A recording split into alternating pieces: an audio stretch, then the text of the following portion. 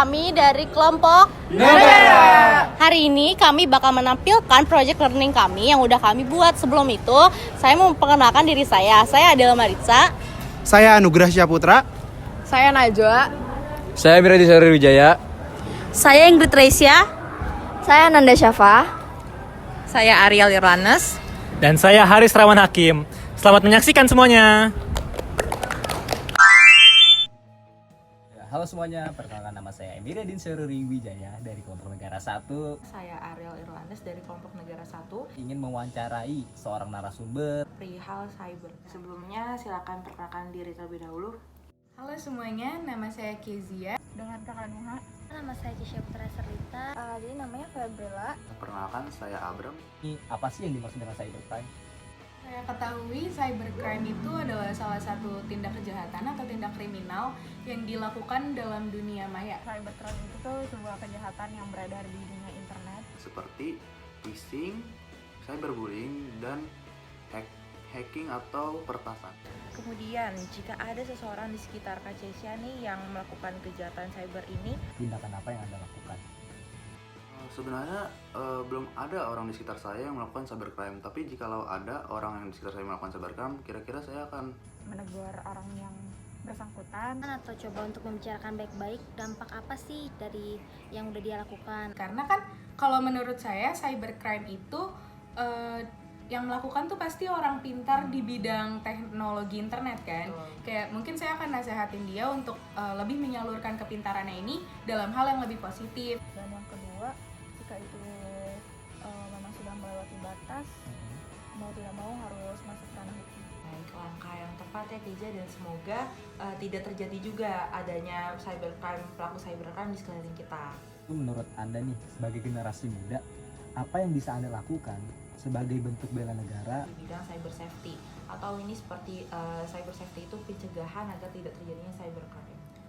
tetap aware dengan cyber safety. Jadi kita mempelajari ilmu-ilmu tentang keamanan internet. Di tepatnya kita harus mengedukasi orang-orang di sekitar, orang-orang terdekat kita untuk tidak melakukan tindakan kejahatan di dunia maya. Dan kita juga bisa menyuarakan kepada orang-orang sekeliling kita mengenai cyber safety ini. Mungkin salah satu contohnya dengan tidak memberikan data diri secara lengkap di aplikasi atau website yang belum kita ketahui. Terima kasih Kak Fredula atas jawabannya, bagus-bagus sekali. Semoga kita juga terhindar dari cybercrime. Terima kasih. Assalamualaikum warahmatullahi wabarakatuh. Halo semuanya, perkenalkan nama saya Najwa Putri Madani. Saya dari kelompok 2 Negara. Nama saya adalah Maritza dari kelompok Negara 2. Boleh diperkenalkan namanya? Halo, perkenalkan, nama aku Fatimah Zahra. Nama saya Nita Amelia. Hai, nama gue Dinda. Nama saya Farandi. Apakah Anda tahu tentang konsep bela negara? Bela negara adalah suatu bentuk cinta tanah air terhadap suatu negara.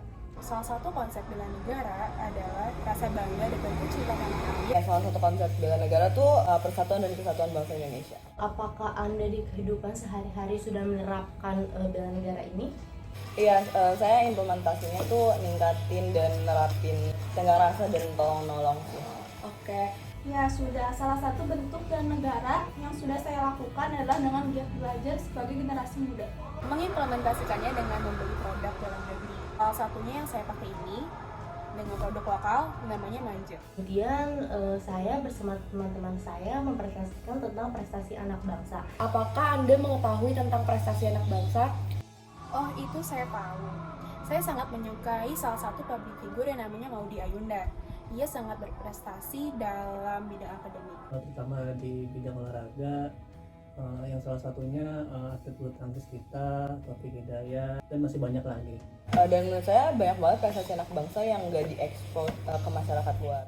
Sebagai generasi muda, apakah perlu kita untuk Kontribusi dalam memajukan Indonesia dan bentuk prestasi apa yang bisa memajukan masyarakat Indonesia ini? Tentu saja perlu, karena sebagai generasi muda kita harus berkontribusi dalam memajukan Indonesia. Ya, menurut saya kita harus banyak berprestasi, baik itu di lokal maupun secara global, terutama global. Karena kalau misalkan kita banyak berprestasi secara global, otomatis seharusnya Indonesia akan lebih maju lagi, baik itu akademik dan maupun non akademik. Saya sih harus banget, dan kayak itu bisa banget untuk memperkenalkan nama Indonesia lagi ke negara luar. Terima kasih narasumber atas jawabannya. Makasih banyak Kak Dinda atas waktunya. Semoga kuliahnya lancar-lancar terus ya Kak. Amin. Halo semuanya, saya Ingrid Reisya. Perkenalkan, saya Anugrah Syaputra. Boleh tahu siapa namanya nih? Ibu siapa? Ibu Betty Arianti. Aku Dika. Nama aku Salma. Syifa. Nama saya Cucu Cahyana. Menurut kalian, apa yang Anda ketahui tentang peran kebangsaan? Menurut aku peran kebangsaan tuh kayak peran atau upaya dari kita sendiri dalam mengisi kemerdekaan nih. Kalau menurut aku peran kita sebagai warga negara dalam membangun kesejahteraan negara. Suatu kontribusi terhadap bangsa. Apa sih yang kita lakukan untuk bangsa sama negara gitu? Sebagai masyarakat Indonesia, apa sih peran kebangsaan kalian untuk negara ini? Sebagai mahasiswa telah berkontribusi yaitu menaati peraturan yang ada. Tentu saja saya setiap membawa kendaraan bermotor saya memakai helm dan memastikan bahwa surat-surat kendaraan saya lengkap. Salah satunya sih pasti belajar, terus juga berprestasi di sekolah. Ditambah kegiatan-kegiatan lainnya yang bisa bikin kita aktif gitu, nggak cuma di sekolah tapi di luar sekolah juga. Kewajiban saya membayar pajak sebagai kader Posyandu. Jadi peran saya itu untuk meningkatkan gizi balita yang ada di sekitar lingkungan saya. bagaimana sih tanggapan Ibu terhadap orang-orang yang tidak menjalani perannya dengan baik terhadap bangsa? Ya mungkin itu kembali ke dirinya masing-masing ya. Tanggapannya sih pasti itu bukan hal yang baik ya dalam mengisi kemerdekaan. Nggak bisa kita anggap kayak 100% salah. Karena ya faktornya tuh banyak. Jadi ya kita harus lihat faktornya apa dulu, baru kita bisa bantu dia untuk kembali ke apa yang seharusnya dia lakukan. Bisa dengan cara mengingatkan untuk perannya dia nih. Misalnya kayak ibu-ibu, berarti dia harus menjaga gizi anaknya. Kita ingatkan kembali. Oke, makasih ya udah membantu saya menjawab pertanyaan ini. Terima kasih. Assalamualaikum warahmatullahi wabarakatuh. Perkenalkan saya Ananda Syafa dan saya dari kelompok Negara 4. Sebelumnya nama saya Arisa Menakib. Oke, sebelumnya boleh perkenalan dulu. Nama lengkapnya siapa nih? Saya Budi. Kak Budi. Nama saya Dika Putra. Kak Dewi. Nama saya Diva Fadila. Apa yang terlintas di kepala kakak mendengar kata globalisasi ya kan? Globalisasi itu ini kan ya, perkembangan teknologi gitu di dunia kan. Percampuran antara beberapa budaya di dunia. Campuran budaya yang dari luar, dari dalam. Ada gak sih dampak yang dirasakan dari globalisasi itu sendiri ke Kak Diva? Dampaknya banyak kan. Kalau dampak positifnya kan perkembangan impact gitu, kayak teknologi sekarang tuh makin maju kan. Dapat mempelajari ilmu yang lebih luas gitu. Cakupannya ya. Cakupannya betul sekali. Positifnya dalam olahraga kita berkembang pesat. Negatifnya melupakan budaya sendiri kadang-kadang. Banyak yang bisa uang yang hebat. Lalu seperti kehidupan malam di Jakarta juga mulai agak dibebaskan. Mungkin efeknya ke situ untuk negatifnya ya. Anak-anak tuh jadi kebanyakan mainnya di rumah, kayak jarang keluar. Contoh-contoh globalisasi yang ada di Indonesia menurut kakak apa ya?